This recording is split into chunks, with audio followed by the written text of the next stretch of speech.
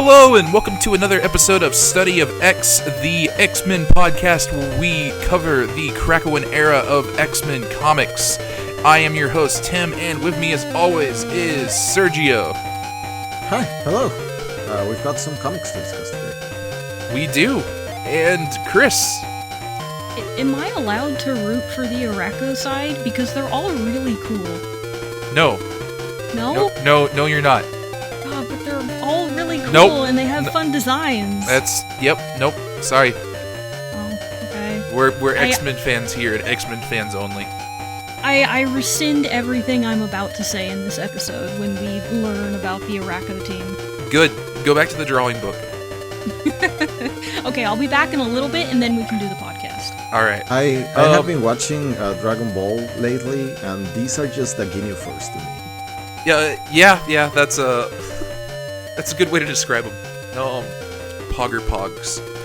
But yeah, we got the, we're approaching, I believe, the midpoint of X of Swords here. I think literally the midpoint. I think we covered part 11 today. But, yeah, we have, Excalibur number 13, X-Men number 13, and X of Swords, Stasis number 1. Seems like we have our champions on both sides assembled, and it's, time for the tournament. But yeah, do we want to get into it? Yeah. Sure. Sounds good to me. Alright. So, for Excalibur number 13, this is still written by Tini Howard and was released in October of 2020. And we are picking back up a little bit of where we left off last time in X of Swords, and also a couple of the plot threads that were in Excalibur.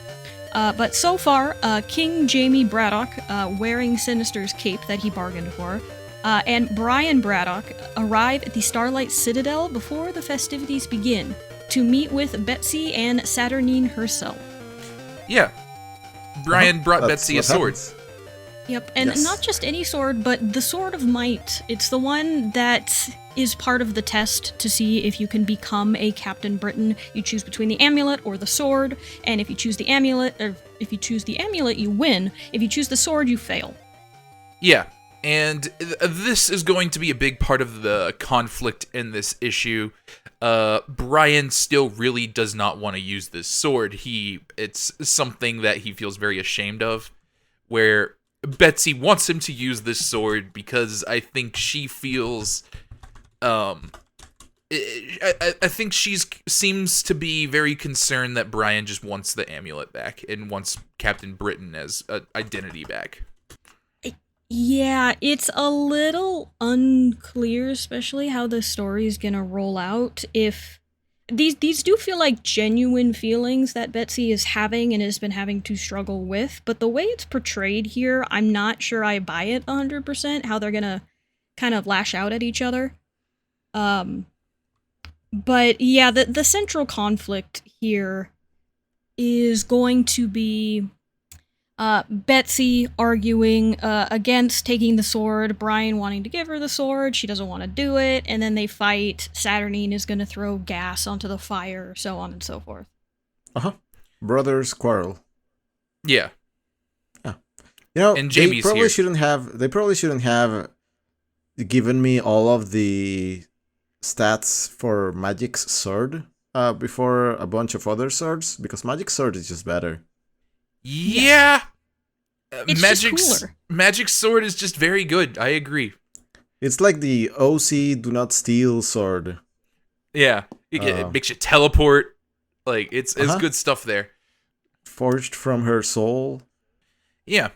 So the other thing we kind of have in this conflict is the big issue we're having is Saturnine really wants Brian to be Captain Britain again. She is not into Betsy, does not want Betsy to join, seems to kind of have the hots for Brian, wants him to be the champion again. I wouldn't say seems to have the hots for Brian. She Definitely does. has the hots for Brian here. Jamie trying to flirt with her and failing is very funny as well. Yeah, no, she is just not into anyone but her lovely Brian, who she did have for a while. Until, again, Saturnine is going to talk about how the original Captain Britain Corps did either disappear or cease to exist after the Incursions event, which is another Hickman event a couple years prior to this that was really good. But, you know, as this is a big event, it's usually trying to introduce people to all of these characters that are also part of the event. So she does kind of have to bring that up again. Yeah.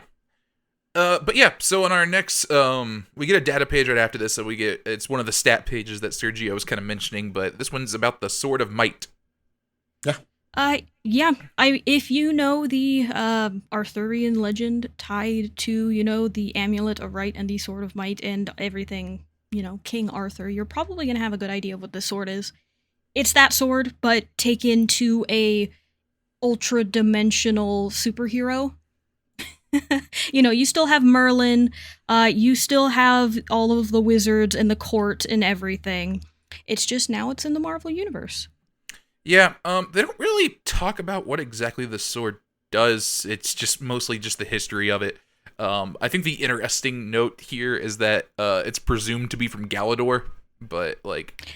Yeah, I was also very curious about that part of it. Yeah, but other than that, there's not too much here. Mm-mm. It's the sword. It's a sword of might. Yep, it's probably made from weird metal. We don't know. But yeah, Saturnine shows him around the Starlight Citadel, and there's a lot of statues of Brian Braddock. Yeah, doing a lot of different things. Yeah, this incursion thing she mentions is actually, yeah, that was the prelude to Secret Wars in Hickman's Avengers. And again, really, really good. I highly recommend reading it. It's a fantastic run, all the way through Secret Wars, which is its own thing. Yeah, you don't really see a lot of this in there specifically, but yeah, the Captain Britain corpse got wiped out then.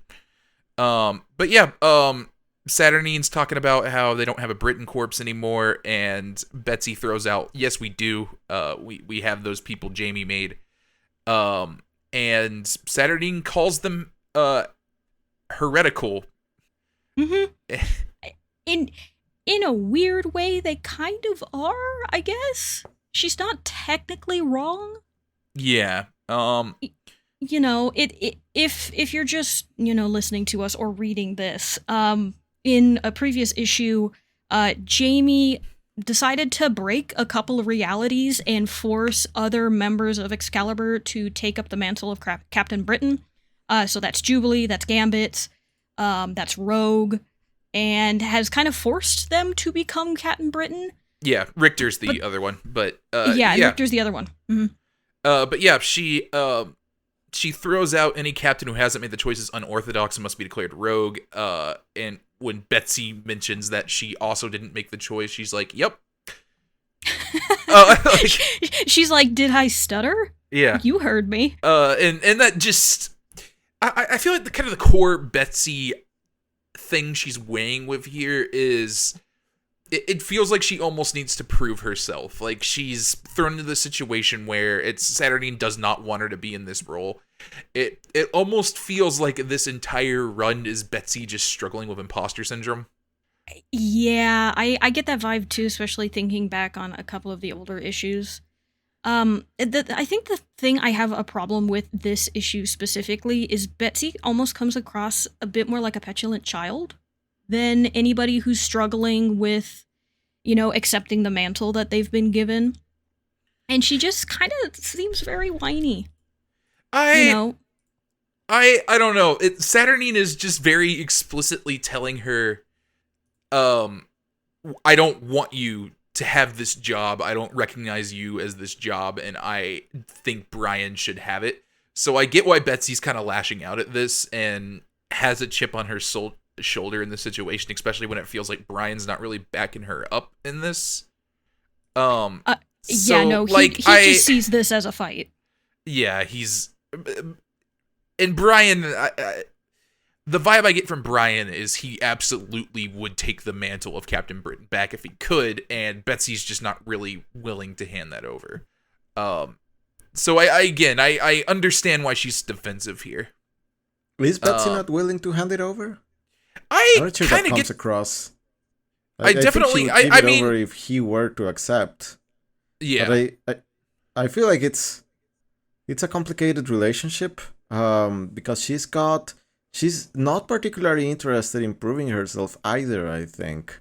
She's just given this very awkward position, but she has a kind of sense of duty that she's been given this task and she's going to see it through because even if she's not a fan of that like role she's been given, she's going to like do the thing. Um, and then she's only willing to give it up if Brian is going to like request it or like go through the actual process of asking her for it. So there's that like sense of honor too that she's just not willing to give up the role if her brother's not going to outright ask for it. Yeah, So and that's I think it's just a very awkward kind of no one wants it, everyone sort of wants it. Saturnin has very clear intents in making things as making things the way she thinks should be right, which is Betsy giving up her role, but neither her or Brian are willing to do it for her. They have like again superior sense of kind of like moral compass that's driving them. So yeah, I think it's complicated. I don't think Betsy's in a position where she's either feeling like uh she's kind of an imposter. I don't think this is an imposter syndrome thing. But it's not like she outright wants to go through with it either. Yeah, that's probably the best way to phrase it. It is very complicated. Because Brian also, like, yeah, he doesn't seem to just want to outright be like, hey, can I have Captain Britain back? It's just like, it's things he just implies through action. Like, hey, here's this sword. I brought it for you. And him being very firm on the fact that I am not going to draw this sword. Yeah. It's exhausting. They even kind of like make that point here as she's just walking through the garden with a bunch of statues of her brother. Is the implication that taking up the sword makes her stop being Captain Britain? Because it's like one or the other? Yes. Yeah, I think that is the implication, yeah. If you draw the Sword of Might, and that's the whole thing, is like, Brian's kind of refusal to draw it is still leaving that door open for him. Yeah, because technically, if you drew the Sword of Might, you failed the test. And because at one point he did succeed in it because he was taken over by Morgan Le Fay and turned evil for a little bit, when he came back out and was given the option again, he went for the sword. Yeah. So to him, it's almost a sign of failure. And yeah, that's kind of his big struggle about this, and because he refuses to draw the sword in like actual anger. But yeah, so it's messy. It is. I think messy is a very good word for this. Yeah. But the two of them are going to fight here for a little bit in the garden, before Saturnine walks in and is very snippy and sarcastic. Yeah, I like this little argument a lot. Brian is still just refusing to draw this sword, and Betsy just kind of throws it back into his face a little bit because he's convinced like drawing the sword is going to turn him against his sister, and Betsy throws like back at his face, no one's going to make you into anything you don't want to be. Don't be a coward. You just want your damn job back. And which, yeah, true. And also there's just like this underlying, they're trying to figure out what the heck the Starlight Sword is.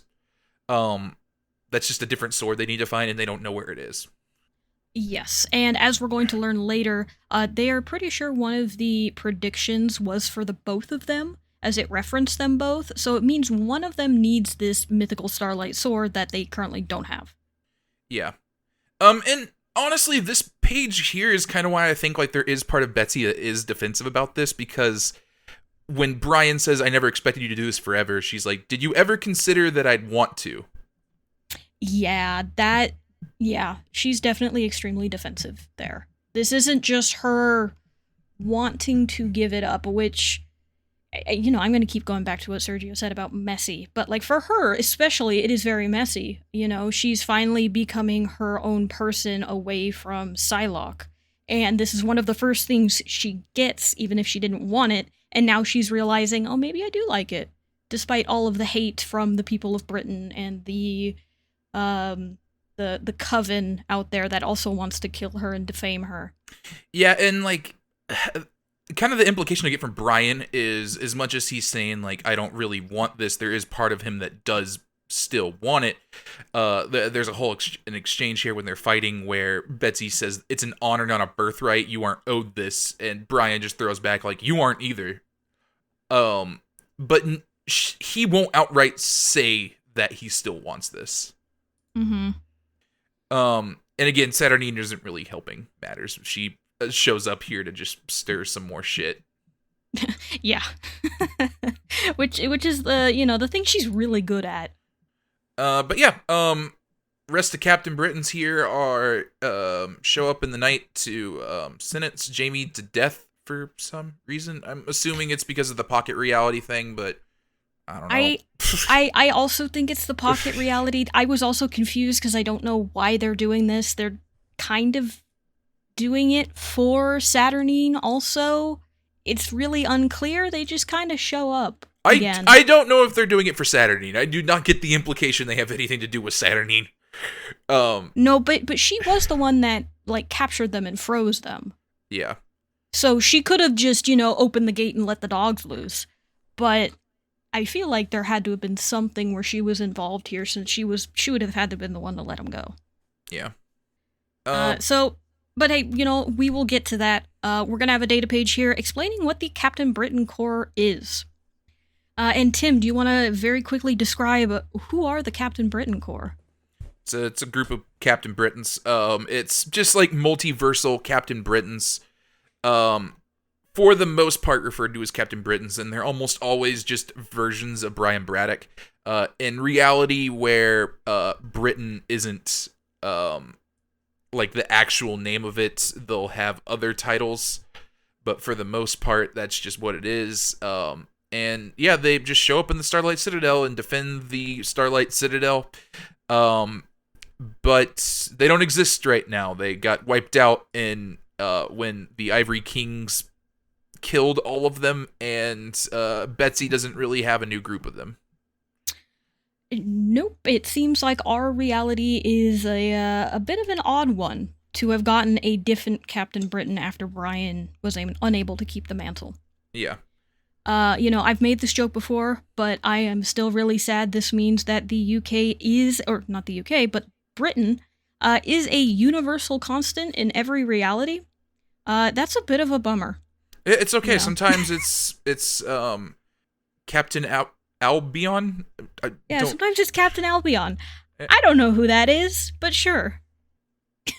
Captain UK. Uh-huh. Yeah, just no bad wishes to any Britain listeners. I love you guys. But yeah, Betsy's in the garden. She's sword fighting with a statue of Brian. Yeah. But kind of right as this happens, Jamie calls for the guards. Betsy again tries to get Brian to use the sword. He's not really having it, and Jamie's kind of got it under control. Yeah, he is a reality warper and can make anything he thinks of into reality. So this is pretty much a non-issue for him, including that he even threatens to just kill these fake Captain Britons and does so with the fake Jubilee, just immediately either disintegrating her or blowing her head off. I will say, I think there's something to Brian's first kind of comment when he gets up here saying they aren't even British. Yeah. That's basically what the British reaction to Betsy being made Captain Britain was. Yeah. It's like, well, she's not even British. She's Krakoan now. Yeah. But yeah, the Captain Britain Jubilee is dead. Honestly, big shame. I think she had the best design of all of them.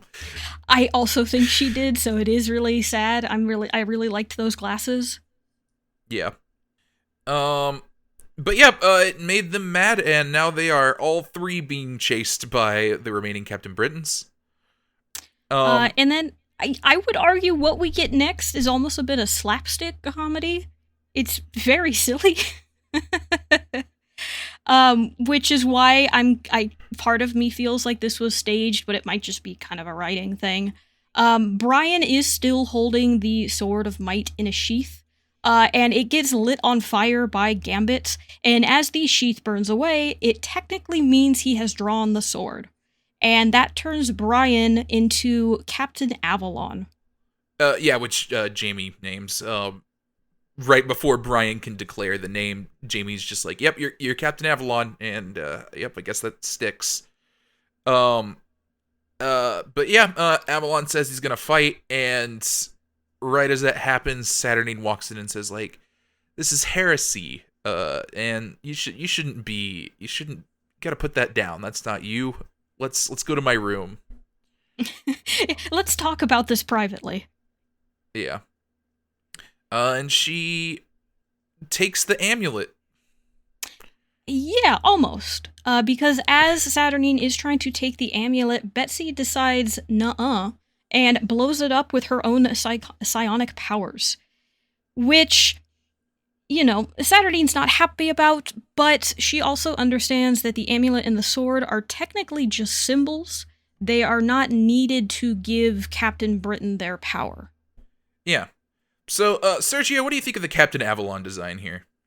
It's fine. I think it's a little corny. I don't really like the mask that only shows the mouth, which is also an issue with a lot of Batman designs for me.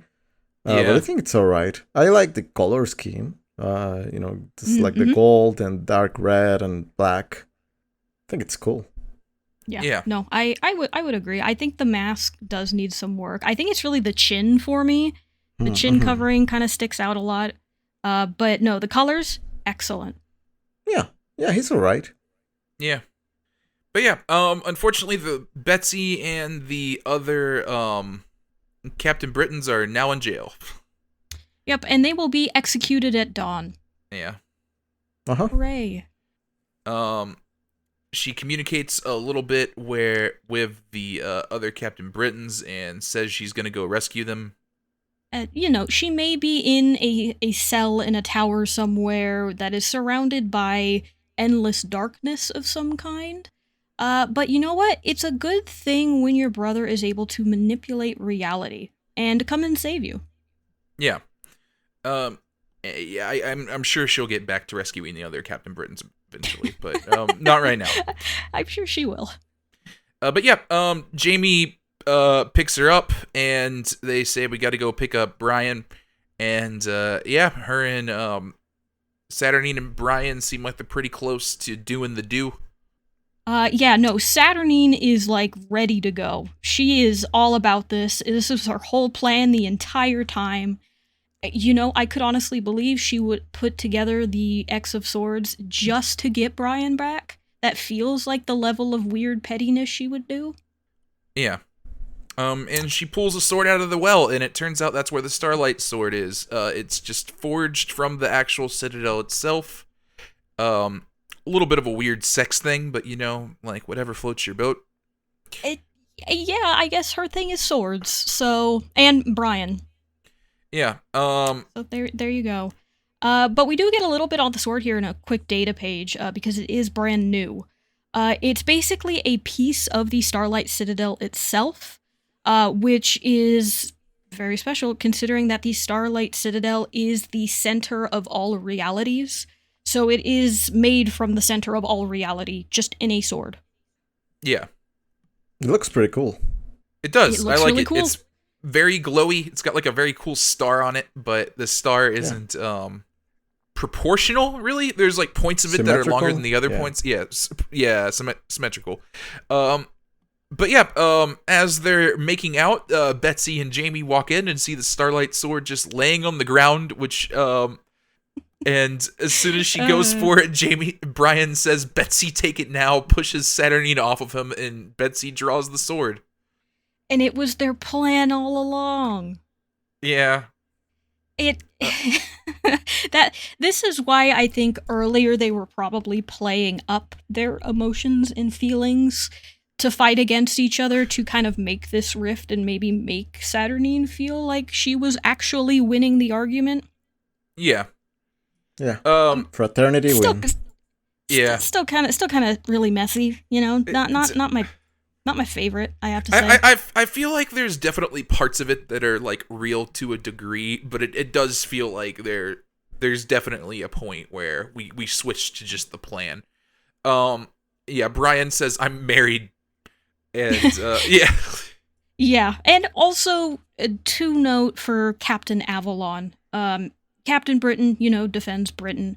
Captain Avalon is here to defend his brother's kingdom, which is Avalon. Yeah, he's captain of Avalon. But yeah, Saturnine says well played and walks away. And we get Brian and Betsy walking back to the little circle of swords, and yeah, we place ours down. There's only 3 spots left. Yep. I do think it's funny to go back to this now and read it, and they say for Queen and Country, because that is not a thing anymore.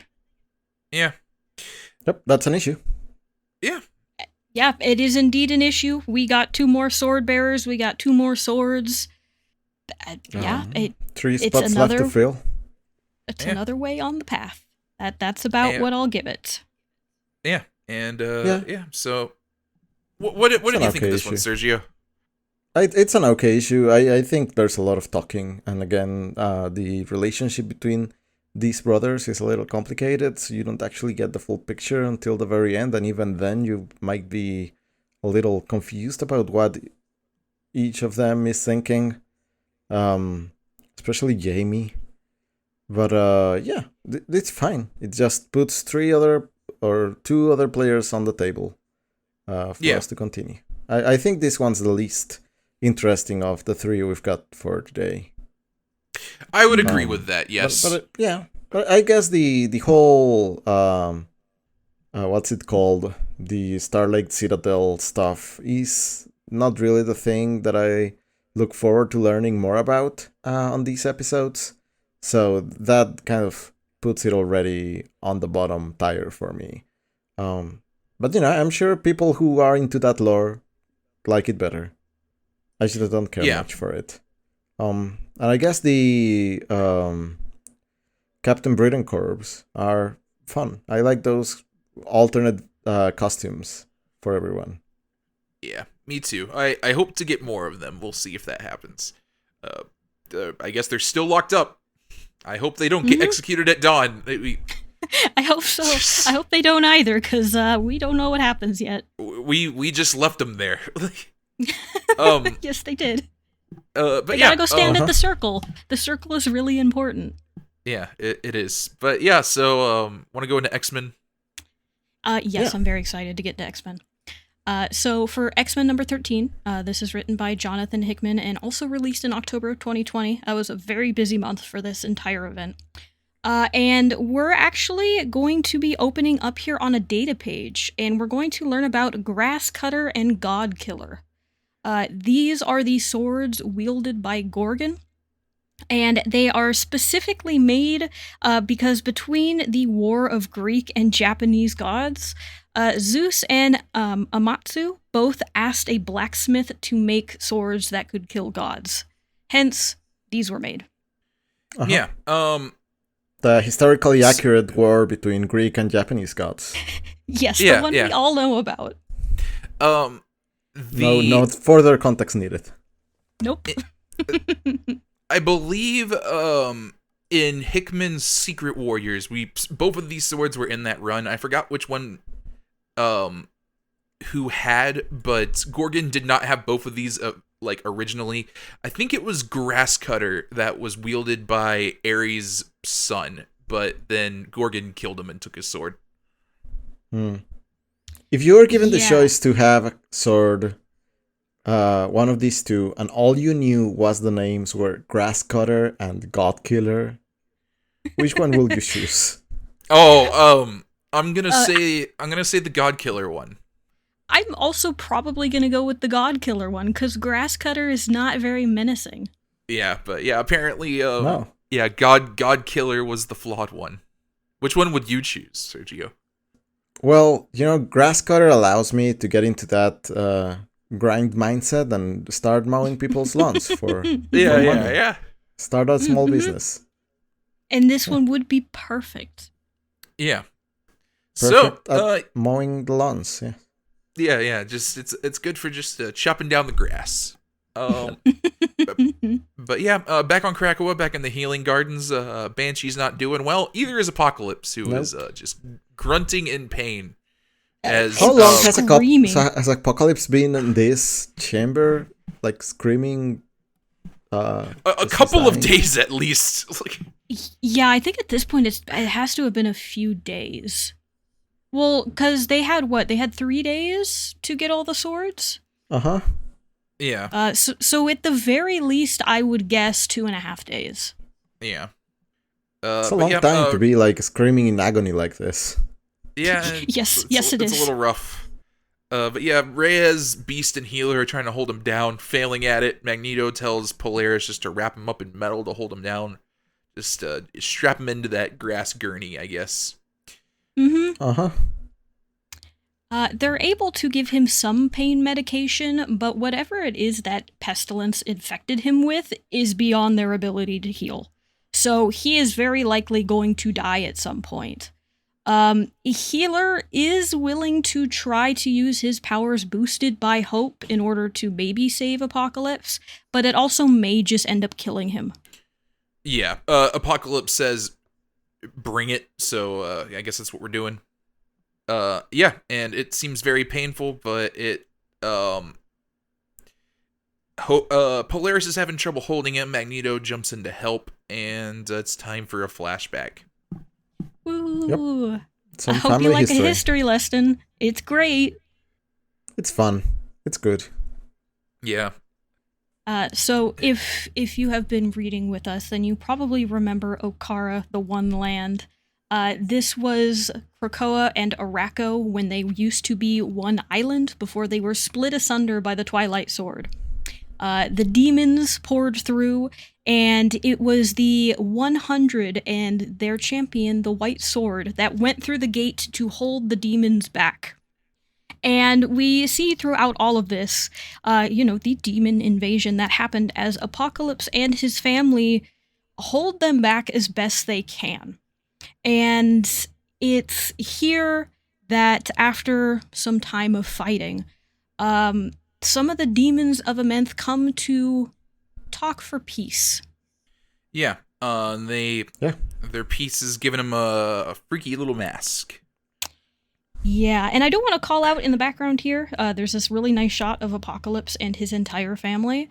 But it's not named here. It will be in the next issue. But this is our first look at the face of Arrako here. You see Krakoa on the right side, and then on the left is another tree face with much longer, almost thinner details, and with purple eyes instead of the normal yellow that we see. Yeah, they're bigger, they're less squinty. It's just a different tree. But yeah, I like this shot a lot here. It's good stuff. That the Apocalypse and his family just sitting there menacingly. Just power sitting too. Most of them have like an elbow on their knees and are just looking. Yeah, It's a good power stance. but yeah, they get this freaky mask comes on and hops on one of the little demons' face, and Annihilation is here. I like how this mask comes in like a Yu-Gi-Oh! Millennium Puzzle box. Yeah, that's I was about to Same. say it really is just like the Millennium Puzzle box, huh? Like, It's really cool. yeah, The mask itself is can, very cool.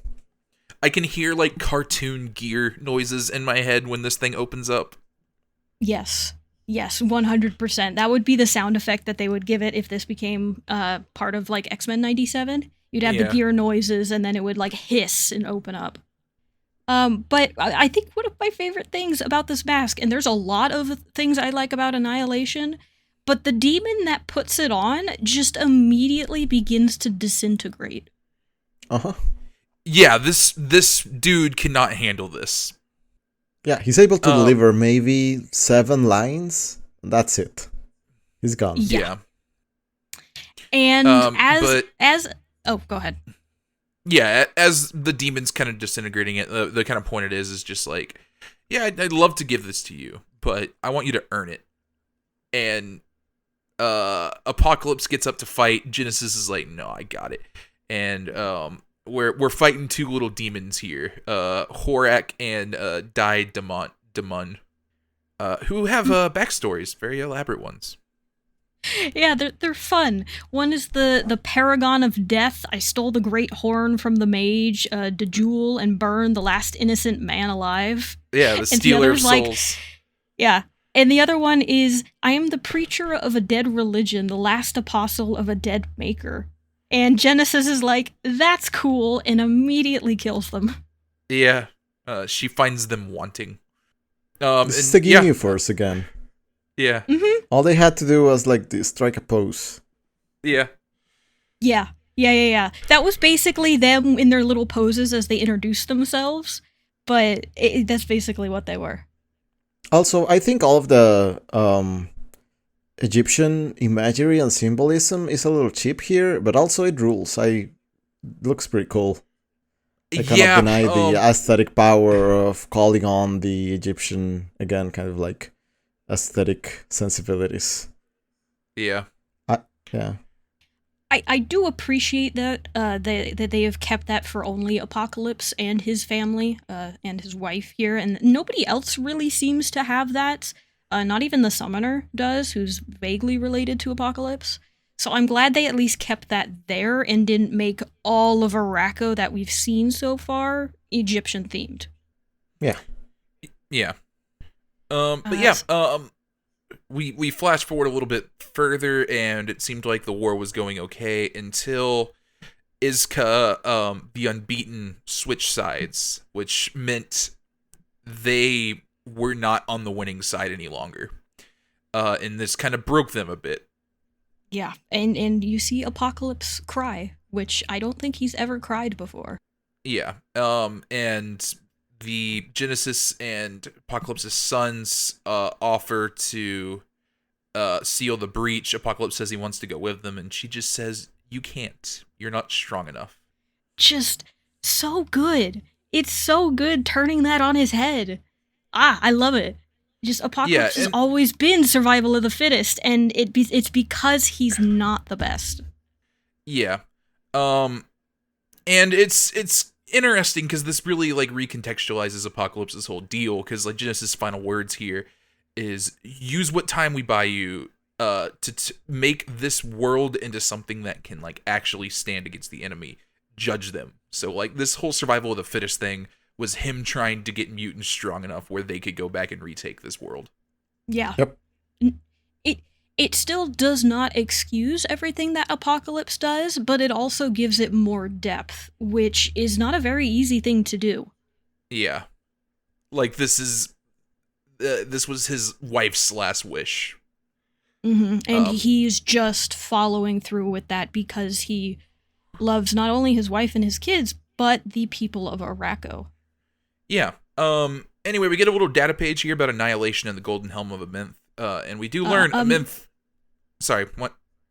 Oh, no, I was going to say here, so right at the start, it just says the power of annihilation. It's misspelled. There's an I missing there. Oh, huh. Annihilation. Yeah, annihilation. But they spell it right later on down there, so probably just a minor thing. Yeah, it's just a typo, yeah. Yeah, I didn't notice that. But yeah, we finally figure out Amenth is just a planet. It is a black planet of black death. Yeah, it's a demon planet, but it is just a planet. So, answer squared away. Mm-hmm. Also, I don't know if I guess we got all of the dimensions done, or little like slices of pie of Otherworld, because we don't get any more data pages about those. Yeah. Yes, that's correct. Yeah. But yeah. If you put on the helm, you get possessed by an elder god. Maybe an elder god. It might be the embodiment of the realm itself. No one really knows. But if you put it on, you're not you anymore. Yeah, and also if you aren't strong enough, you will just get disintegrated. Mm-hmm. Oh, you will rule the world, but you cannot rule the world if you're weak. And also you will be annihilation that. But yeah, so after that we flash back, we're back in the healing gardens, and Apocalypse is good now. Woo, doesn't need to be resurrected. He did it. Yeah. But says I need. Sorry. No, I was just gonna say, but hey, you know what? He does need a sword. Yeah. We are missing a few spots. We immediately cut to the last data page here about the last sword from on the Krakoa side, and it's a sword called Scarab. And yeah, it was crafted in 4 parts to celebrate the birth of their children, and it was forged by Izka, the Unbeaten. Mm-hmm. And very interesting, it is made from the red gold iron of the old kings of Atlantis. So there's like some super history there of old Atlantis and Apocalypse fighting each other, and I would kind of really love to see that, because that sounds really cool. But we're just going to be told about it here. Maybe that's just a tease for something in the future. Yeah, and apparently he just buried this when he got here for the first time, which is why we're not just seeing this sword now. Yeah, shows up to Egypt at some random temple and goes and gets his sword. So this one I learned actually because when we first met the Horsemen, or when we first saw them, I said that was their first appearance. I was technically not correct. A year prior to this, Marvel had their 1000th issue, and they had a bunch of writers basically do little short stories. And Hickman had a short story that was basically this moment right here, which is Apocalypse entering a tomb, seeing the visages of his children, and then breaking the place apart. So this is kind of a callback to that. Okay. Oh, cool. I should look that up. Sounds interesting. Is it the exact same panels? I'm guessing they aren't. It's not the exact same, but you get a lot of the same shots, like Apocalypse looking down at this pool of water to see his reflection, him breaking everything, his children here, you see their designs. It's really cool, actually. I like his comment here.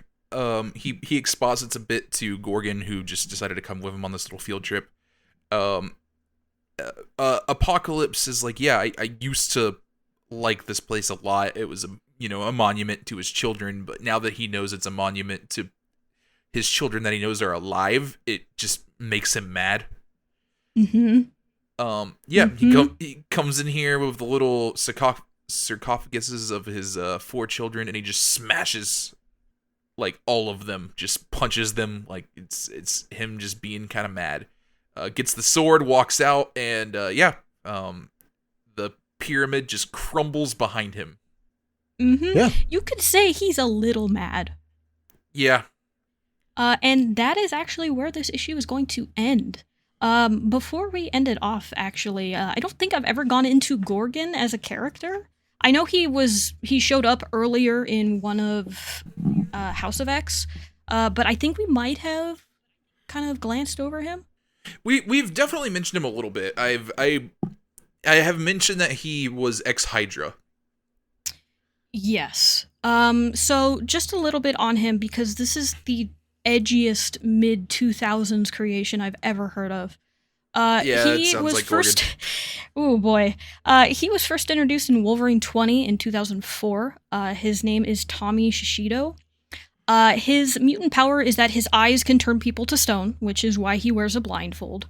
However, his backstory is that he is extremely smart. So smart that he proved the existence of God with a math formula, which in turn made him hate God because he did not like the idea of having to serve under something. And that's why he became a bad guy. Well, everyone's got to have a villain origin story, I guess. I guess, and you know what? If this is the one you want, then hey, you know what? More power to you, I suppose. But yeah, do we want to go into the last issue here? Yes, because this one's going to be a doozy. This is a long one. It's about 40 pages. Yeah, this is a long one. It's fun. Yeah, it's fun. Definitely very needed, as we are going to see the rest of the Arrako side, actually. This is basically their issue here.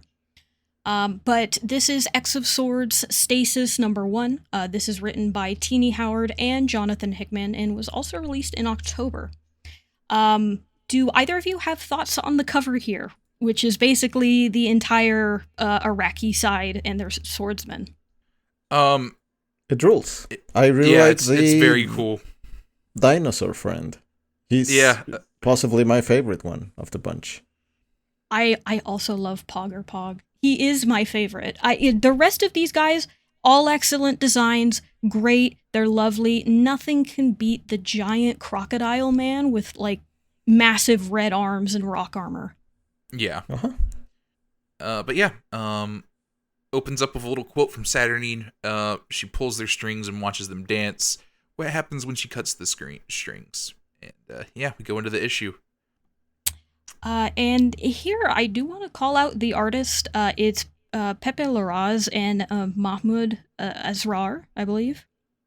But Pepe Larraz was the one that worked on House and Powers of X to start this, and has kind of worked with Hickman off and on. Yeah, that makes a lot of sense. Yeah, and he is also the artist that has been working with Hickman on Hickman's new project at Marvel, which is called Gods. And the level of creativity that he's able to come up with for all of these designs, especially the ones we're going to see here, as we're going to see different members of Otherworld, are incredible. The guy's got a really, really keen sense of just making very different and distinct designs for very different groups and communities.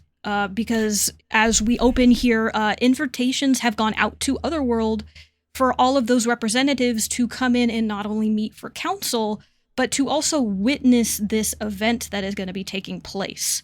So we see glimpses of all these worlds that we've been reading about. We see Sevalith, we see the Everforge, we see the Crooked Market, and all of these places.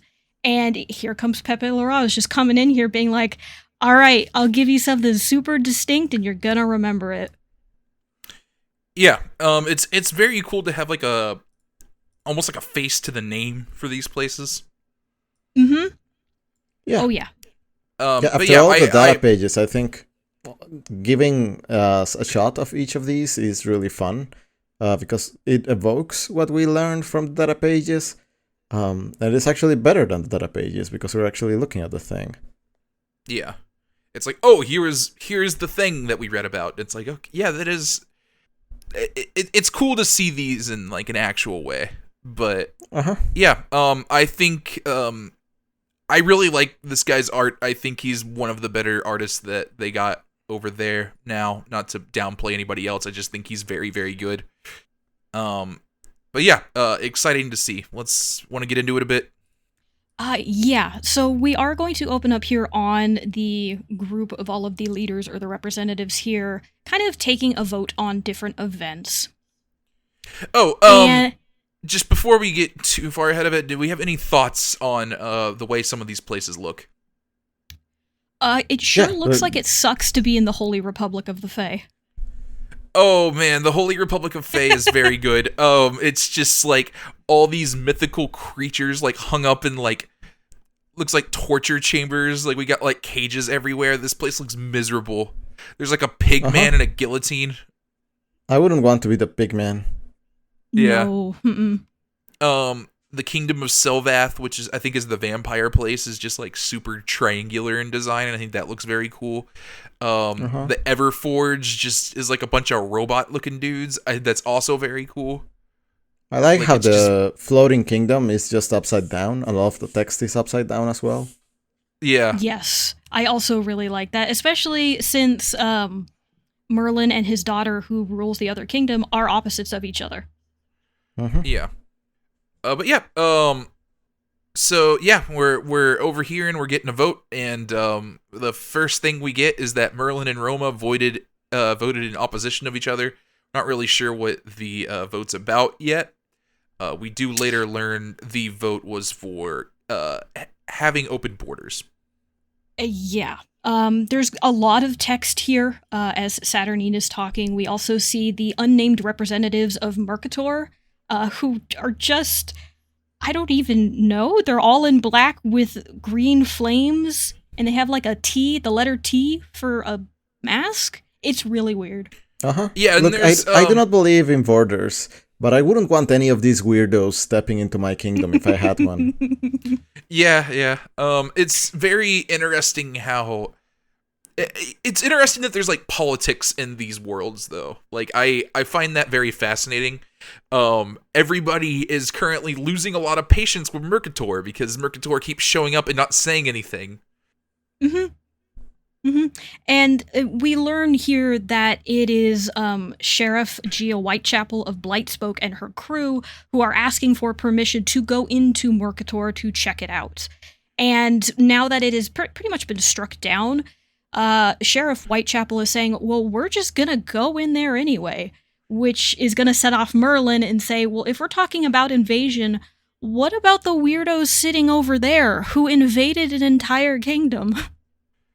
Yeah, and then like it's like just directed toward the Arraki who have taken over Dryador, and they're like, we have a little fight there. And just to kind of pull it back a bit, there's just a lot going on here. Can we talk about Sheriff Whitechapel and this little group of freaks? Because like, oh boy, this is an aesthetic. It look so looks good. Like Yeah. it looks like this is some sort of an alternate world version of what Fallout would look like if they decided to be colorful. They look like characters from Saga, the comic books. Yes. Yeah. Absolutely. Like all you're missing is the guy with the television head, and that's it. That's the crew. I'm very into this person with a bear head in the background. And also bear claws. Yeah. He's like wearing mitts. We got like two dudes with like the like doctor mask from like the Dark Ages here, like just like Plague bird Doctor mask looking things. masks. Yeah, Plague Doctor. Sheriff Whitechapel has like a southern draw thing going on. Like, my posse and I'll go in there and check it out, and it's just like, yes, that's great. Like, she's like that and Carmen Sandiego in the same character. I was thinking the same thing. All in red, big red hat, and then she's got this golden long gun that she's just holding over her shoulder. Yeah, I'm very into like Merlin and his like kingdom of authoritarian, just really having a problem with what went down in Dryador. There is very little pages here, and I think like everything they like lay out here is very interesting in terms of like how this place works. Or doesn't. Yeah. Yes, there are a lot of problems with how this place works. But yeah, it also, again, it leads you to think, oh, what is going on outside of this conversation in like each of these worlds too. It's something I think Hickman does very well, which is introduce something, but leave it just enough where you're going like, oh, I would like to see a little bit more of that though. Yeah. And I think this next little exchange is interesting here too. Saturnine kind of turns to them like, okay, do you present yourselves as the leaders of Dryador? They're like, no, we're Arrako. Dryador's gone. And she's like, okay, we'll make a note of that. And it's just like, that's it. Like, just absolutely nothing. Like, it's just like, all right, I guess that's the kingdom. Yeah. But yeah, she asks him if everybody's gathered their swords. Jamie says yes. And the ritual is beginning as Apocalypse and Gorgon stroll up to the circle. Yep, wonderful set of opening pages here. Apocalypse has I don't know if I would say it's an encouraging speech, but he tries to rally the troops here, saying that you're not only fighting for, mutantdom, you are fighting for this new immortality we have, you are fighting for everyone here, you're fighting for the world, fight like a mutant, basically. Yeah. Also, now that we have all of our champions here, who do we think is the let's rank them again. Why are there only 9 here? Because Gorgon has 2 swords. Oh, okay. Yeah, it's kind of dumb. It is very silly. He cheats a little bit because he's got 2 swords, but he's the only one with 2 swords, I guess. That's silly. It is silly, but they're swords made for the Greek versus Japanese gods, so it kind of fits in line. Okay, y'all should have let the Red Samurai in. I know, right? Or at least Silver Samurai. That poor guy was so sad. He really wanted to go. Oh, it's Silver Samurai. Or that other guy that wanted to kill, what's his name? Cypher. Oh, Exodus? Let him stand in one of the circles. There's a free circle. Yeah, he just needs a sword, and I'm sure he can find one anywhere. It's a test of champions, not swords. I don't think I don't feel good about this, but okay. But of the players we do have, I mean, I would put Apocalypse at the top. I feel like it would be hard to argue against that. Yeah, I guess I haven't seen much of Apocalypse, like in action actually, so I don't have much to measure him with. That's true. He actually hasn't done a whole lot of fighting in all of Krakoa, really. So this will very likely be the first time. But needless to say, he has been a reoccurring mutant villain for a long time for a very good reason. Yeah, he's got the position of prominence he has in the Quiet Council for a reason, so I believe it. But yeah, Storm's got it. Yeah, I would probably then put Storm, Magic, maybe Gorgon. I actually don't know too much about him in action other than his really cool swords and edgy background. He would probably be around there. He better put in the work if he's going to count as two. Right?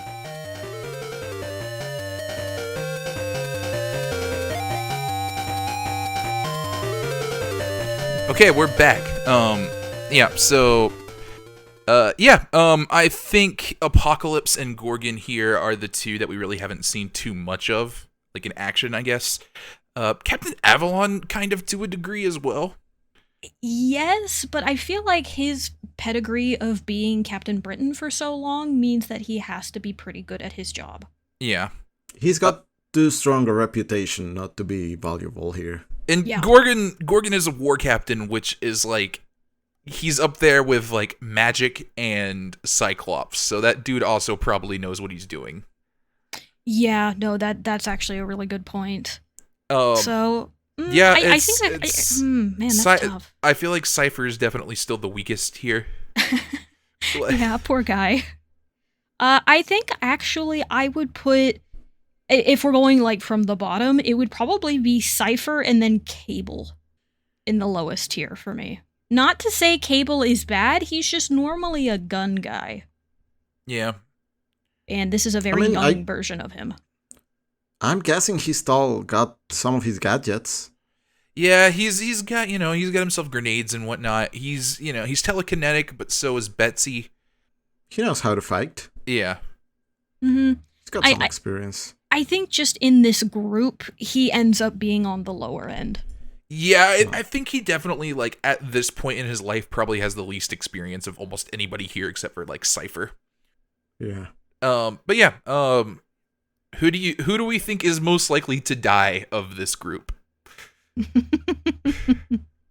I feel like it's cheating to say Cypher, because that doesn't feel fair. I don't know. Maybe he'll surprise us. Yeah. I'm definitely looking forward to like what his big moment is going to be. Is it going to be like a big sacrifice? Is it going to be like him redeeming himself somehow? Figuring out in which way he contributes to the team? I think he's actually one of the biggest reasons I'm looking forward to the actual fight. Yeah, like what's going on with this guy? But yeah, so all that settled, we put our swords into the ground and we are good to go. And we get a little mirror flip here of the Arrako champions standing over. This is a them. Fantastic panel. Yeah. It's beautiful. Entire page. Almost the entire page. That's a little bit up top. Of the ritual, by the way, which I'm a little disappointed. All we get of the ritual is this little sliver of a panel. I wanted something a little bit more significant. Nope. Instead, we get this admittedly beautiful panel with the what's the Arrako? Yes. Yeah. The Arrako champions standing on top of this pond and the reflection of the X-Men or like the mutant champions on the other side. Yeah. As if they were reflections of this which is fantastic. Looks great. Yeah. Mhm. And this is where I figured out, hey, there are only 9 of them. Yeah. Where's It's our only 10th? It's only 9. The Arrako got a full team of 10 here. They did not. But yeah. The way everyone's lined up here, I wonder if we are seeing like what the matchups are going to be. Mhm. I'm looking forward to seeing if there's a connection there. Yeah. Mm-hmm. And just to double check, are you sure I can't say the Arrako team is really cool? Because again, they have 10 people. The X-Men have 9.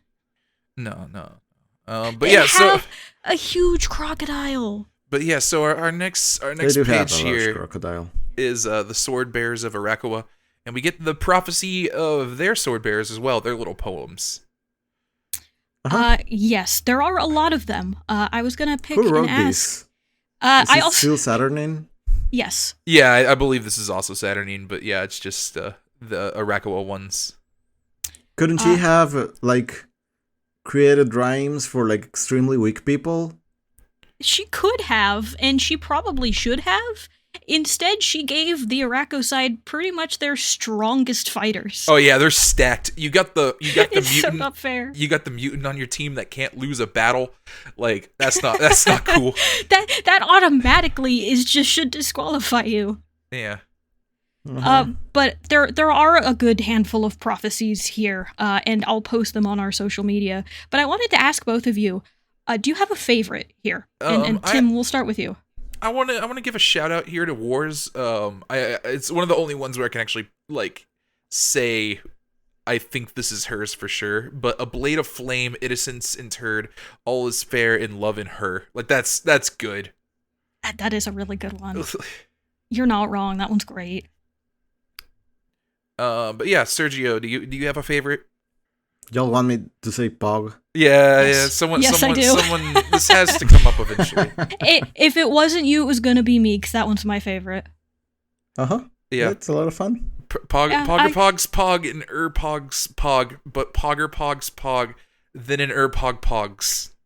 Yes, just beautiful. A beautiful prophecy for a beautiful soul. Yeah. A warrior unchallenged welcome his weakness, for wielding a flaw has its advantage. I think that is probably solemn. Yeah, I would also agree with that. White devil, white lies, a false front hides black flies, egg hatches, swarm grows, a hive seeks to colonize. Is that? I'm guessing that's the white sword guy.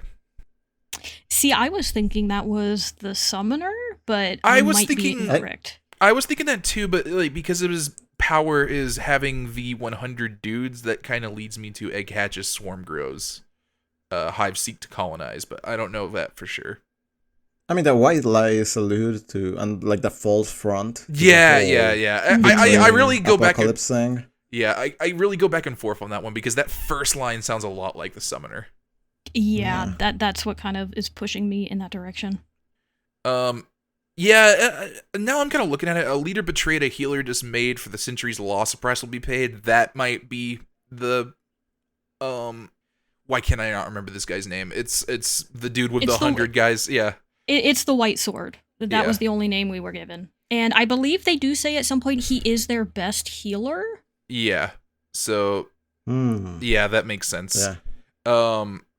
The one that mentions death is probably death. She is the field of battle. She is a meadow of decay. She is the undergrowth and dark to stray too close rots away. Is probably red root.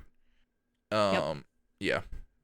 And yeah, grace is a bane, clemency is a boon, sure victory is a curse, to pity she is immune, is I think Iska.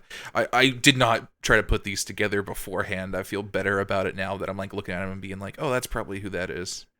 Yeah, it is fun to guess. But given that we're gonna meet every single person here, figured it would be best to just be like, hey, what's your favorite? And we'll go from there. Like I said, I will post this entire list on social media so you can take a look if you want. They are all very nice. Yeah. Not as nice as Pogger Pogs, but we cut back to the fallen kingdom of Dryador. This is 3 days ago as Pestilence is finishing rattling off the prophecies that we just read. And she also made a summoning circle, but instead of the, rocks of a fallen friend, it is the corpses of an entire kingdom. Yeah, it's just like the twisted bodies of... I think this is... I'm not sure if these are people from Dryador or these are people from, like, Arrako itself. But yeah, it's just like, they made the circle out of bodies. Yeah. It's really metal, and even the summoner's like, I should say this is grotesque, but we're family. It's really nice. Yeah, but yeah, Summoner has his sword, so he puts it there, and we're off to start the adventure. Yep, the group here does talk a little bit about these swords that they need to find, and how some of them are pretty sure they know who and what they need to go get. But a few of them might be difficult, and Annihilation is actually here, telling the rest of the horsemen that it doesn't matter what kind of barriers we need to cross. This has been a long time coming, and we need to get everybody together. Yeah, the specific line that we kind of come in here is Death is like, yeah, some of these might be a little bit hard to get, and War kind of pops off here of like, I'm not gonna go ask Solemn, like I'm just not doing that, and yo, I hate that guy. Like I will not swallow my pride, I will kill him first, and Annihilation is just like, yeah, no, I'm not here for your pride. Go give me those, like, get me those swords. Mm-hmm. Like, I have been waiting too long for this. Yep, and like Tim said, we're off on the sword quest. Yeah. This is definitely an abridged version of the sword quest. But the first person we are going to meet is Redroot.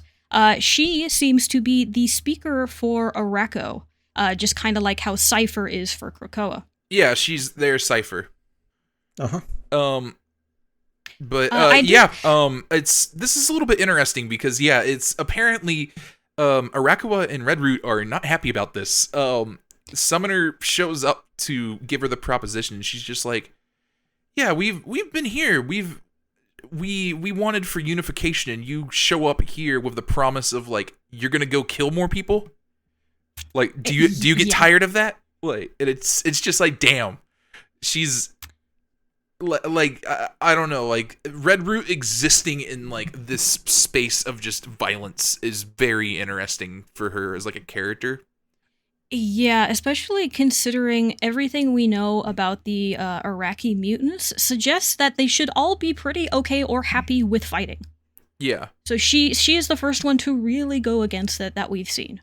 Yeah, and it seems like she will fight, but she doesn't really like this that much. I mean, Arrako cries. There's a tear from its wooden face. It's also just interesting seeing like Redroot's relationship here with Summoner is very interesting as well. Like, there's a line here where she's just like, Summoner says, okay, if you come with us, you won't have to fight, no harm will come to you, you won't need to like unsheath your sword. And Redroot just like calls him out like, oh, that's a lie. Mm-hmm. Yeah.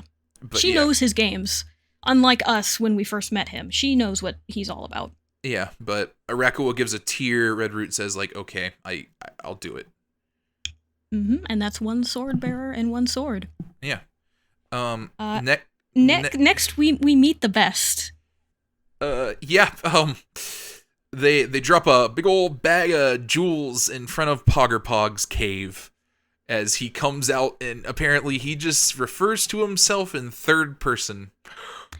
And it's also not entirely clear because there's not a lot of lines here, but Pog has to rhyme when he speaks. So everything he has said rhymes in some way. Yeah, but he's big old crocodile rock man with just a big old golden sword thing. Yep, he's got... Very easily convinced. Yeah, they say... Yes. He says, I want more plunder, and they say, we'll give you a whole world to plunder. And he's like, okay. Great, thumbs up. Yeah. Mm-hmm. Our next one is Bay the Blood Moon. And her weapon, Seducer. Yeah. She doesn't take a lot of convincing. Summoner is here as like, hey, slayer of serpents of both sea and air, speaker of the hidden words, destroyer of hope. And she's like, yeah, I'm in. Yeah, she's just like, okay, I got you. It's Arrako champions are very convenient because a lot of them just have swords already, it seems. Yes, which is definitely helping them out in this case. But also the swords that they need to get, very cool in the way they get them. Yeah. But yeah, our next one is we show up to a Menth, they show up to the white sword of the Ivory Spire Purity. And yeah, Death and who is this other one? This is not Pestilence. Why did I write that? That is, the other one. Oh my gosh, it's War, Death, Pestilence, and Famine?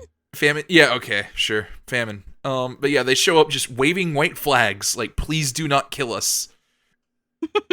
The enemy who has tried to kill us forever and we could never beat. Yeah. We need to speak to you. But yeah, he's like, oh yeah, you're gonna show up here and try to convince me of a common enemy, a cause that unites us. And he's like, I don't care, just beg, please. They say they don't beg, and he says, yeah, you did. Mm-hmm. Yep, he's not ready for anything.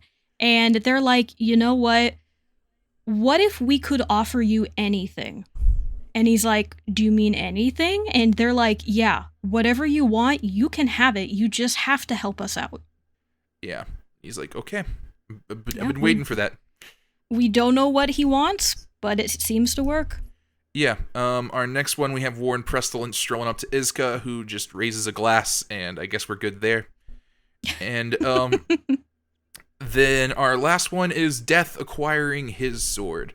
The black bone of Amduat. Yeah, and apparently they made peace with some demons here on Amenth to we will be at peace. We just promise not to, like, we will respect your holy place, but we can't honor that anymore, so they come in and just kill all these demons and take this sword. Mm-hmm. And that is all the champions here. We have Annihilation, we have Solemn here in the background, Death is here, War is in it, Pestilence and Famine are not part of it, and they don't have swords, but the other siblings are. Yeah. But yeah, that's our 10 champions. It was a lot easier for these side quests, it seems, but we did have to do some sword hunting, like once. Yep, and after we get this nice final shot, we do get a double page here of the Blades of Arrako, listing all of their swords, who they are owned by, and some of the mutant powers of those that wield them. For a lot of them, we do pretty much know everything about them. I do think it's fun, again, that Pog is actually not a mutant. He is a beast of a Menth, meaning he's more than likely just a demon. But also his sword is named after him. Yeah, so, the sword is called Pog. And I guess, like, the Krakoa side doesn't exactly have all mutants either, because Brian is not a mutant, but yeah. Yes. I just thought it was interesting with Pog, because you can't tell just by looking at him. You could assume he's a mutant. I also think it's interesting that there's a distinction here between mutants from Okara and mutants from Arrakua.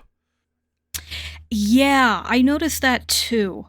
I'm sure it probably means, those that were alive before everything fell, and then those that were simply born afterwards and never knew Krakoa.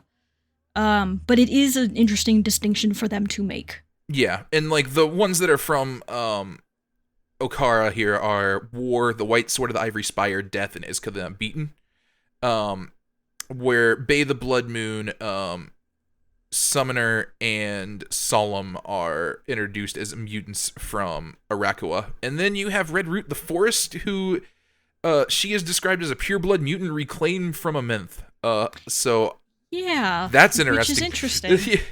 Yeah, no claim to either, which is very interesting. But yeah, we get the mutant powers as well. White Sword of the Ivory Spire's power is healing. War's power is fire.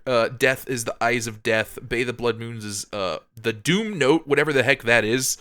Iska's is cannot lose summoners is invulnerability. And is also trained as a high summoner. Solemn's is the skin. Redroot the Forest is Botomancy. So I'm guessing like control of plants. Yeah, it's plant stuff. Yeah, I'm guessing it's supposed to be like necromancy except like plants. And and is also the voice of Arrako, and yeah, Pogger Pogs is none. Yeah, and then we do have one more sword here, just listed as Annihilation. The sword is the Midnight Blade, but everything else is crossed out. So we have no idea who this is, the power, nothing. Yeah.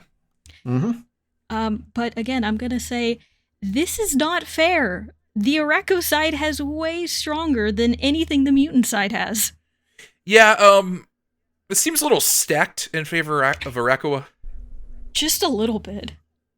I also would like to have the cannot lose guy on my team. Yeah, that's a little cannot ridiculous. Lose lady, actually. Yeah. We also get names for all the swords here. We don't really get the stat pages that we got for the other ones, but yeah, I don't know. Is because it's called Mercy, which I think is cool. But yeah, Starlight Citadel, the champions are here. Yep, that cool circle, all it really did was kind of teleport them with cool thunder into the Starlight Citadel. Unfortunately, not much else to that. Yeah. But the mutants that are brought here all draw their swords, awaiting for any kind of violence or attack, unsure if this means the contest has begun, or what is actually going to happen. However, Saturnine is going to arrive here and basically tell everybody to calm down a little bit, because we need to have dinner first. Yeah. So, before dinner, everyone is encouraged to go to their rooms to freshen up. And before we hop into that, did either of you want to say anything about the arrival of the mutants here? Obviously, they have not read like Arthurian legend stuff, because obviously you need a feast before every. Yeah, tournament. like that's important. Come on, you can't skip that. Yeah, you're gonna meet everyone. You're gonna get some prophecies. Yeah, no, it's part of the protocol. You can't just skip to the fighting. But yeah, everybody goes to their room where we get more tarot cards. Yes. Instead of breaking this up as the comic does it, again, the mutant named tarot does give us more readings about what the cards mean. I'm just going to put that here because we are given every individual's card as they look at it. So we'll kind of condense it just a bit. For instance, Betsy is the first one to her room, and she picks up a card, and it is a card of her stabbed with 9 swords, as she has the 9 of swords. Yeah. Tarot pretty blatantly says that this is a bad card. This is for someone who is running, or is not only running from themselves, but also ruining themselves with their own fears. Yeah, I did. This doesn't look good, so I buy it. Yeah. After that is ciphers, and what does this one say? This is the 2 of Cups. It is the card of harmony. It is the true card of love. Yeah. Cipher seems confused. As he probably would be. This man is so out of his depth. Yeah. The next one, they can't pull it. It just pulls blank. And we don't see this one either. Gorgon just kind of throws it away. Yep, he finds it simply ridiculous.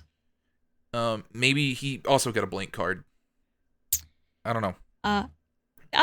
No, I think this one, Gorgon did get a card. It's just because he doesn't want to read it, Tarot was not able to read it. Yeah. Like something like that. So the next one is Brian. He gets the Knight of Pentacles. This is for a person who doesn't really have a master plan going into whatever they're doing, but they're okay with simply going with the flow. Yeah. Which pretty much just describes Brian. It's, the card itself is him, looking real knightly on, like, a griffin or something. Brian just seems perplexed by this. Magic likes her a lot. Which, I don't blame her. I really like how Magic's is just her being cool, and the tarot description is, yeah, this is a cool person. Yeah. Yes. She got the Page of Wands. It's for somebody who is clever and tricky and maybe a little bit arrogant, and they're never really stuck in one place. That's magic. Yeah. Cable gets the Fool. He is not happy about it. I think that one's the best, because, yeah, he's upset.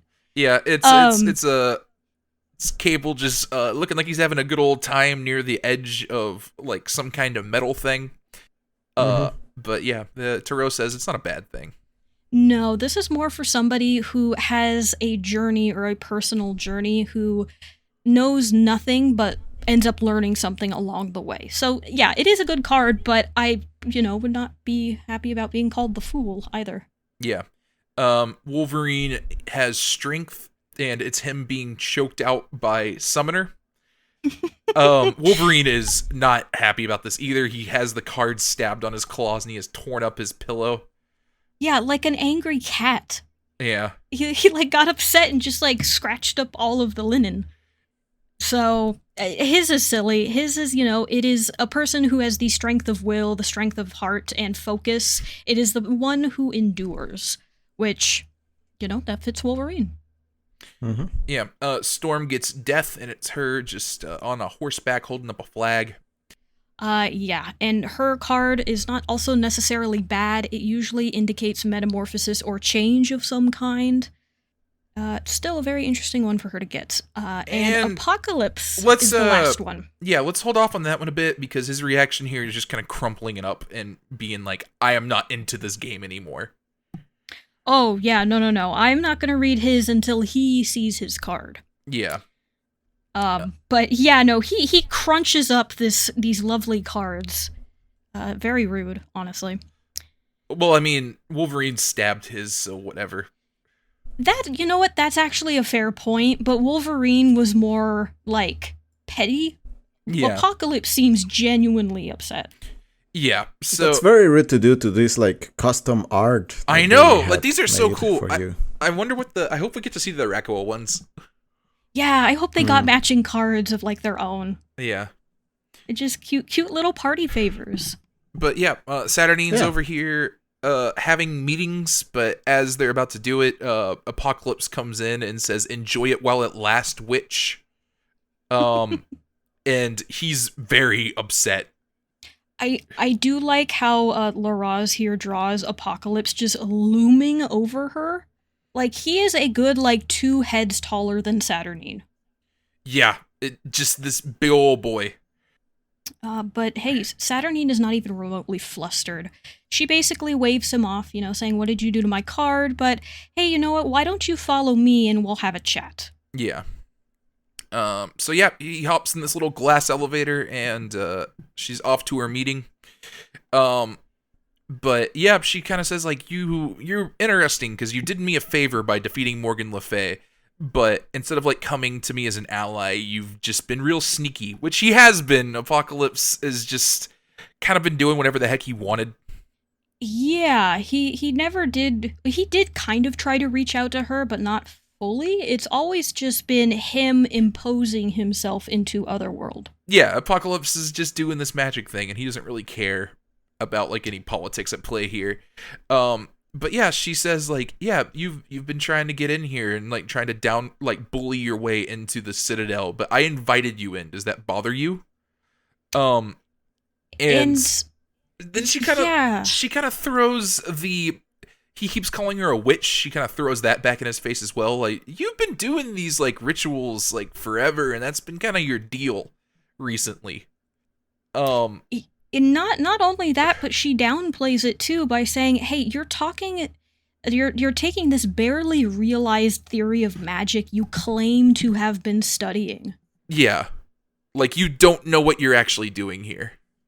Yeah, and she makes a really interesting read of Apocalypse that nobody else really has, and says that for some reason, despite his age and his ability to do all of these grand things, he's for some reason extremely impatient. He's trying to rush ahead here without knowing exactly what is going on. Yeah. But yeah, he sees the next meeting, and it looks like a helmet he's familiar with. It's Annihilation. And then we finally see the card here. It's the Lovers. And we see that as Annihilation is taking off her mask, and we get the reveal here. This is his wife, Genesis. Uh-huh. Dun, dun, dun. Yeah. Dun, dun, dun. Apocalypse is taken aback by this, and she's just like, yeah, it's survival of the fittest. This panel where the mask hits the ground has a very funny Apocalypse face. It Yeah, does. yeah, I like it a lot. He is just shocked beyond shocked. The fact that his wife is alive and is Annihilation. I'm glad they didn't drag out this reveal too long. I feel like this was very obvious. I can't remember if I thought it was obvious or not when it first came out. I feel like I didn't guess it. That Annihilation was Genesis. But the reveal still worked for me, because the way Apocalypse crushes his card and then has this whole thing where the two finally align of, oh, you see the card is the lovers. Oh, that's his wife. Yeah. Uh-oh. Yeah, I think it's well executed. I'm not the kind of reader that's always like looking for hints about what's going to happen, but I think I'm also decently good at catching telegraphed moves, and I didn't catch this one. This one took me by surprise. I thought it was well executed. Yeah, I like this reveal quite a bit. I think it works very well. Adds some more drama to it. We just I don't know. Now we have his wife in play. Uh-huh. Yes, and not just his wife, but his wife that impressed Annihilation all of those years ago is incredibly strong in her own right and told Apocalypse he was not strong enough. Yeah, this person is the person that keeps saying Apocalypse is too weak. Yes. Apocalypse is a wife guy, and his wife can bench press him. Yeah. Like, she has been built up to be very scary. Not to mention this other mask that she now has that seems to be some sort of eldritch power of some kind. Guys, the mutants are not in for a good time. I think it's gonna be hard for the X-Men. Yeah, this is a little rough here. It'll be fine. Yeah, it's fine. We're just here for a fun tournament arc. Yeah. It's gonna be fun. Yeah. And we will, I believe, be getting started on the tournament in our next set of issues here. In 2 weeks we will have, let me pull up the list. See. It will be X-Men number 14 and Marauders number 14 and 15. Yep, and as Tim had said earlier, with X of Swords Stasis, that is the official halfway point for this event. This event does end at X of Swords Destruction, which will not be for a few more episodes. But we are now at the halfway point. We've gathered our swords, we have our sword bearers, and now we get to see what happens. Yeah. Yeah, I'm looking forward to it. Let's get that tournament started. Yeah, I like this set of issues a lot. I felt like there was a pretty big build-up here into the kind of the climax that was Stasis. It's not a lot of action, but like I thought all the character work here was very well done, and it was very exciting to read. Yeah, I don't know. I think Hickman's at his best when he's kind of writing like characters like this, and this was very interesting. Yeah, very talky, thinky issues for sure. Yeah. But that's not bad. That's all set up. Yeah. Mm-hmm. The table's set. Yep, we have all of the pieces here. Everybody's ready and waiting to make their move. So, yeah, no, very excited to dive back into this, honestly. Because, these next good handful of issues, I was a little conflicted on when I first read them. But I'm very excited to come back to them with hindsight. Yeah. Yeah, the matchups are looking good. I like how it looks like we've got our mutant team on like their back foot. Yeah, this is very much outside of pretty much everybody's wheelhouse going into this. Yeah. So, I believe that wraps up our episode for today. So if you have made it this far, thank you so much for listening with us. We hope you've enjoyed it and that you are looking forward to more of X of Swords. If you did enjoy the podcast, if you could leave us a review on your podcasting app of choice, that would be great. It helps us get out there and find more people to read along or listen along to the podcast with us so more people can enjoy the Krakoan era of comics. If you are looking for us on social media, you can find this podcast at Study of X. It is available on Twitter, also known as X, on Tumblr, and on Blue Sky. Those are the best places to follow. And if you had any questions, comments, who your favorite sword bearer was, why you think the Arrako team is definitely going to win against the Krakoa team, you can send us an email at studyofx@gmail.com, and we might read it here on the podcast. And if you are looking for us individually, you can find me on Blue Sky at Sawneeks, that is SAWNEEKS. I post things here and there. I do mini painting, I talk about Final Fantasy XIV, just some stuff here and there if you want to follow me. And Sergio, if they are looking for you to let you know about your sword prophecy and where you need to go to get a sword, where can they find you? Oh, I'm in the stands looking at the wrestling place where they're going to fight. I've got my popcorn, I've bought the drinks. I'm just ready to see that fight now. Just want to see them start ducking it out. And good to get your seat early. People might try and come in and get seats later. So very good, very good. And then, Tim, if they are looking for you to get you to join the Captain Britain Corps, where can they find you to send you an initiation letter? I'm in a cave. Bring me jewels. Do you also have to rhyme every time you speak? If you give me a dime, I will rhyme. Okay, very good. It's good to know that you are also a massive demon crocodile, so I think that is very cool. We can add that to the listing for the podcast. Yeah. In a wink, I gotta go sleep, so let's end this thing as we speak. Okay, very good. You nailed it. I kind of want to keep going just to see if you could keep that up. I can't. Please don't make me do this. All right. Well, until later. Man, I need to get some sleep. Until next time, everybody. Later, mutants. Bye. Bye.